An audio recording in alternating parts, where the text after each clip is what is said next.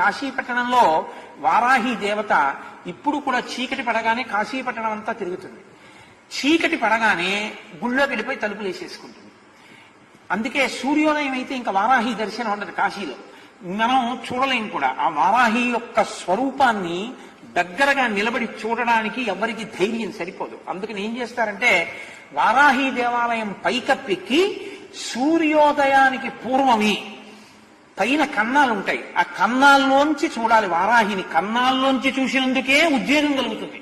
అలా ఉంటుంది ఆవిడ స్వరూపం. లలితా సహస్రంలో చెప్తారే గండనాయకి, ఆవిడ సర్వసైన్యాధ్యక్షురాలు లలితాదేవికి. ఆ వారాహి ఇప్పటికీ కాశీలో తిరుగుతుంది. రాత్రి వేళ లోపలికి వెళ్ళిపోతుంది, తెల్లవారుతుండగా లోపలికి వెళుతుంది. లోపలికి వెళుతుండగానే చీకట్లోనే అర్చకులు అర్చన చేసేసి తలుపులేసి వెళ్ళిపోతారు.